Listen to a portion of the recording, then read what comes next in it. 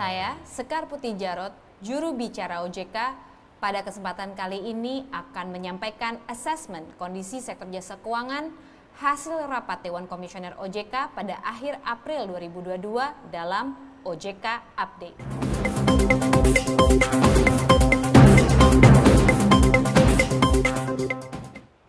Sobat OJK, berdasarkan hasil rapat Dewan Komisioner OJK pada akhir April 2022, OJK mencatat stabilitas sektor jasa keuangan hingga triwulan 1 2022 tetap terjaga dan bertumbuh seiring peningkatan fungsi intermediasi di sektor perbankan dan IKNB serta menguatnya pasar domestik. Terkendalinya pandemi yang meningkatkan aktivitas sosial ekonomi masyarakat telah mendorong pertumbuhan perekonomian nasional. Meskipun terdapat peningkatan tensi geopolitik di Eropa dan normalisasi kebijakan moneter global. Indikator perekonomian domestik menunjukkan pemulihan sejalan penurunan jumlah kasus COVID-19 serta vaksinasi dan protokol kesehatan yang terus berjalan menjelang mudik Lebaran. OJK mencatat tekanan eksternal terhadap perekonomian terlihat pada eskalasi perang Rusia-Ukraina, masih tingginya penyebaran COVID-19 di Tiongkok, dan ekspektasi percepatan normalisasi kebijakan moneter The Fed. Masih berlanjutnya konflik Rusia-Ukraina dan lockdown di Tiongkok dikhawatirkan mengganggu global supply chain dan kenaikan harga komoditas. Sementara itu, peningkatan ekspektasi percepatan normalisasi kebijakan moneter The Fed telah menyebabkan kenaikan volatilitas pasar keuangan global. Namun demikian, OJK menilai transmisi dari beberapa sentimen negatif tersebut terhadap perekonomian domestik melalui jalur sektor keuangan, sektor perdagangan, dan harga komoditas relatif masih terkendali. Fungsi intermediasi perbankan pada Maret 2022 mencatatkan tren peningkatan dengan kredit tumbuh sebesar 6,67% year on year. Dengan seluruh kategori debitur mencatatkan kenaikan terutama UMKM dan retail.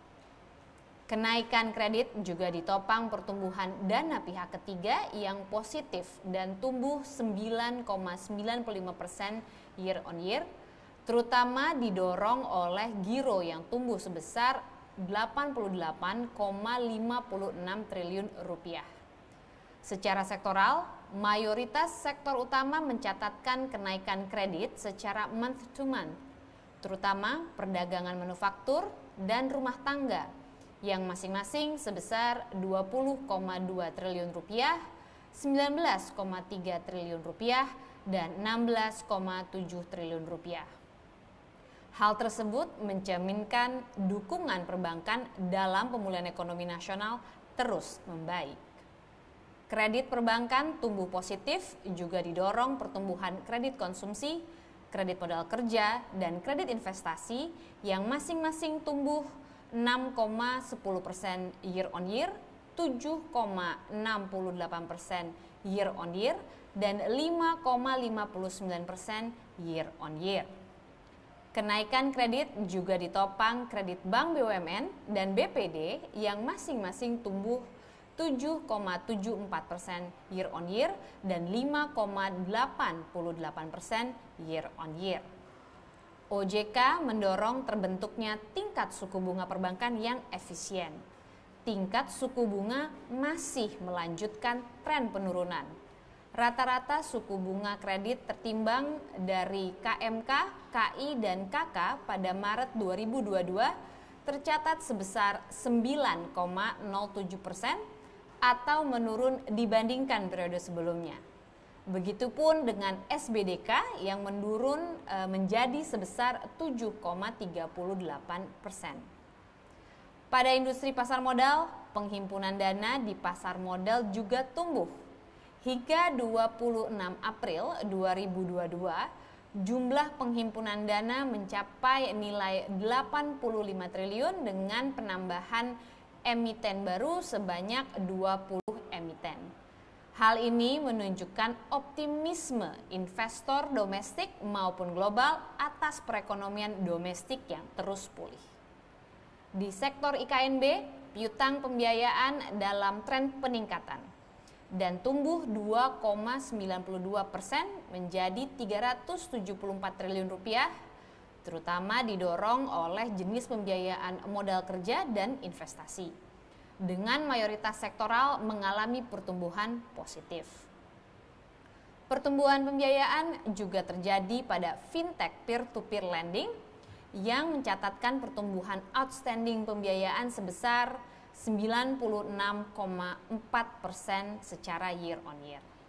Seiring membaiknya kinerja sektor jasa keuangan domestik tersebut, profil resiko lembaga jasa keuangan pada Maret 2022 masih terjaga dengan rasio NPL gross perbankan dan rasio NPF perusahaan pembiayaan menurun menjadi masing-masing sebesar 2,99% dan 2,78%. Selain itu, likuiditas industri perbankan pada Maret 2022 masih berada pada level yang memadai. Hal tersebut terlihat dari rasio alat liquid non-core deposit dan alat liquid DPK yang masing-masing sebesar 143,64% dan 32,11%. Keduanya di atas ambang batas ketentuan masing-masing pada level 50% dan 10%. Dari sisi permodalan, lembaga jasa keuangan juga mencatatkan permodalan yang semakin membaik. Industri perbankan mencatatkan CAR sebesar 24,8% atau jauh di atas threshold. Begitu pula pada gearing ratio perusahaan pembiayaan yang tercatat sebesar 1,94 kali atau jauh di bawah batas maksimum 10 kali. Sementara itu, industri asuransi jiwa dan asuransi umum mencatatkan RBC yang cukup baik, masing-masing sebesar 535,4% dan 322,3%, berada jauh di atas threshold 120%.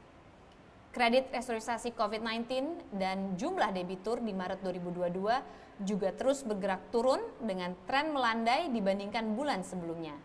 Peran restrukturisasi sangat besar menekan tingkat NPL dan NPF dari bank dan perusahaan pembiayaan, sehingga stabilitas sektor jasa keuangan terjaga dengan baik. OJK secara konsisten terus melakukan asesmen terhadap perekonomian dan sektor jasa keuangan bersama pemerintah dan otoritas terkait lainnya serta stakeholders dalam rangka menjaga stabilitas sistem keuangan di tengah momentum pemulihan ekonomi nasional. Sobat OJK, demikian OJK Update pada kesempatan kali ini. Untuk mengetahui perkembangan informasi terkait kebijakan OJK dan sektor jasa keuangan, Sobat OJK dapat mengunjungi media sosial dan website OJK di www.ojk.go.id. Saya, Sekar Putih Jarot, juru bicara OJK, mengucapkan terima kasih untuk perhatian dan atensinya.